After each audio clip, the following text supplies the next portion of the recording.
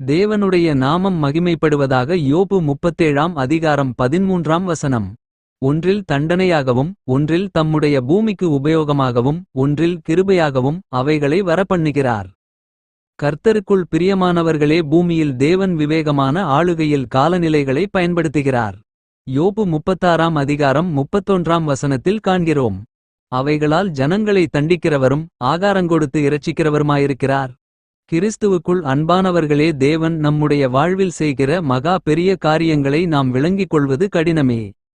பரிசுத்த ஆவியானவர் வேதத்தின் வாயிலாக தேவனுடைய கிரியைகளை நம் வேதத்தின் வாயிலாக வரலாற்று நிகழ்வுகள் கொண்டு வெளிப்படுத்தி காட்டுகிறார். 1 சாமுவேல் 12ஆம் அதிகாரம் 18, 19, 20 வசனங்களை காண்போம். சாமுவேல் கர்த்தரை நோக்கி விண்ணப்பம் பண்ணினான். அன்றைய தினமே கர்த்தர் இடிமுழக்கங்களையும் மழையையும் கட்டளையிட்டார். அப்பொழுது ஜனங்கள் எல்லாரும் கர்த்தருக்கும் சாமுவேலுக்கும் மிகவும் பயந்து சாமுவேலை பார்த்து, நாங்கள் சாகாதபடிக்கு உம்முடைய தேவனாகிய கர்த்தரிடத்தில் உம்முடைய அடியாருக்காக விண்ணப்பம் செய்யும். நாங்கள் செய்த எல்லா பாவங்களோடும் எங்களுக்கு ஒரு ராஜா வேண்டும் என்று கேட்ட இந்த பாவத்தையும் கூட்டிக் கொண்டோம் என்று ஜனங்கள் எல்லாரும் சொன்னார்கள்.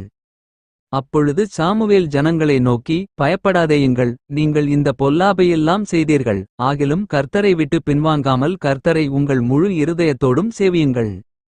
இஸ்ரவேல் ஜனங்கள் தங்களுக்கு ஒரு ராஜாவை ஏற்படுத்த வேண்டும் என்று சாமுவேலிடம் கூறும்போது, சாமுவேல் தேவனை நோக்கி விண்ணப்பங்களை ஏறெடுக்கும் பொழுது தேவன் இடி முழக்கங்களோடு பெரும் மழையை வரப்பண்ணினார்.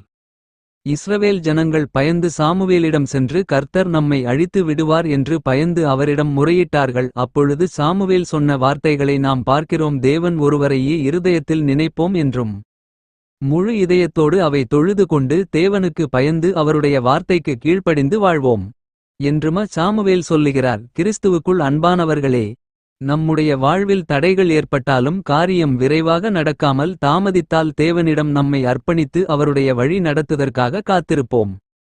நாம் தேவனை தொழுது கொள்வோம், அவரை பற்றிக் கொள்வோம். அவரே நமக்கு என்றென்றும் நித்திய மீட்பராக, நித்திய பிதாவாக, நித்திய ராஜாவாக இருக்கிறார். அவரிடம் நம்மை முழுமையாக அர்ப்பணிப்போம். தேவனாகிய கர்த்தருக்குள் மகிழ்ந்து களி கூறுவோம். நம்முடைய பாவங்களை அறிக்கை செய்வோம். நம்மை அர்ப்பணிப்போம். நிச்சயமாக அவர் நம்மை காத்து வழி நடத்துவார். நம்மை அவருடைய இரத்த கோட்டைக்குள்ளாக மறைத்து காத்துக்கொள்வார். ஆமென்.